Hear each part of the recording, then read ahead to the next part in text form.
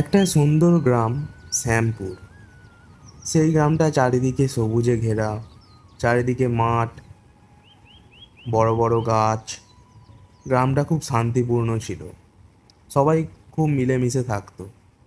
কিন্তু সেই গ্রামের একটা সমস্যা ছিল, প্রতিদিন সন্ধ্যা হওয়ার পর সেই গ্রাম থেকে একটা অদ্ভুত আওয়াজ, বাঁশির শব্দ ভেসে আসতো।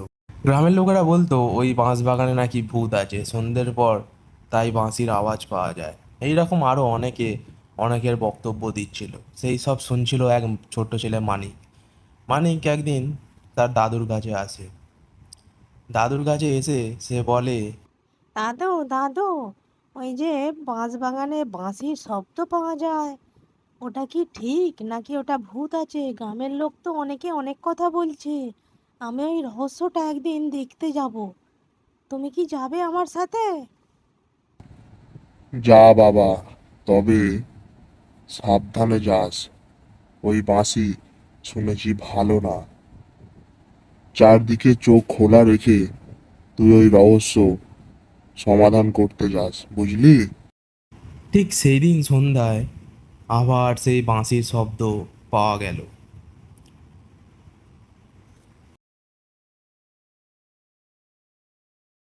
মানিক পরের দিন মাঠে কাজ করতে গেল, কিন্তু কাজ করতে তার মন একদম স্থির হচ্ছিল না।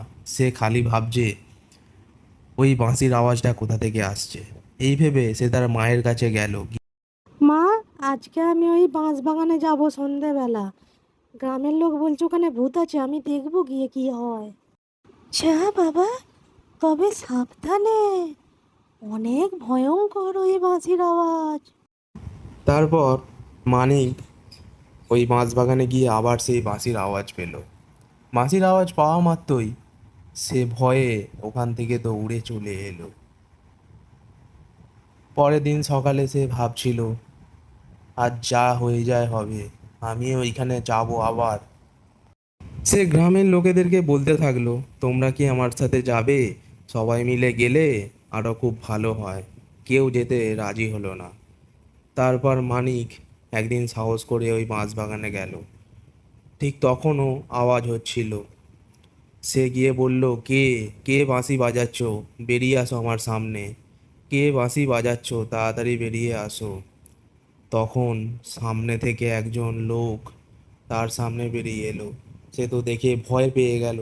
সে বলল, কে কে তুমি? কে তুমি রোজ এই বাঁশি বাজাও, বাঁশি বাজিয়ে গ্রামের লোককে ভয় দেখাও? কে তুমি? আর তুমি আমাদের গ্রামের বাঁশবাগানে কেনই বাঁশি বাজাচ্ছ আর কেনই লোককে ভয় দেখাচ্ছ বলো? আজকে তোমাকে বলতেই হবে, সব প্রশ্নের উত্তর তোমাকে দিতেই হবে। আরে মানিক, আমি এই গ্রামেরই একজন সাধু। আসলে প্রতিদিন রাত্রিবেলা আমি ধ্যান করি। ধ্যান করার পর আমি বাঁশি বাজিয়ে ঠাকুরকে অনুসরণ করি, বুঝলি? আর আমি এটা বাঁশবাগানে করি কারণ ধ্যান সবসময় একা করতে হয়। মানিক পরের দিন গ্রামের লোককে এই ঘটনাটি বলল। বলতে বলতে সে হেসেও ফেলল। গ্রামের লোকেরা তো এইটা শুনে খুবই স্বস্তি পেল, খুবই আনন্দিত হলো। বলল, বাবা মানিক, আজ তোর জন্য আমরা এই রহস্য থেকে বেরিয়ে আসতে পেরেছি। আমাদের একটা বড় ভয় কেটেছে। গ্রামের ওপর আমরা ভেবেছিলাম নজর পড়েছে, তা নয়। আমাদের গ্রামের মঙ্গলের জন্যই ওই সাধু বাবা আমাদের গ্রামের বাঁশবাগানে ধ্যান করে।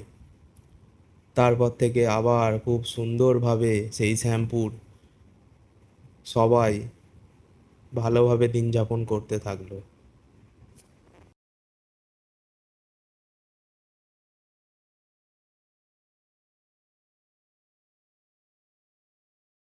নমস্কার বন্ধুরা, ভিডিওটি কেমন লাগলো অবশ্যই কমেন্ট বক্সে আমাদের জানাবেন। আর এরকম আরও নতুন নতুন ভিডিও পেতে চ্যানেলটি সাবস্ক্রাইব করে আমাদের পাশে থাকবেন। ধন্যবাদ।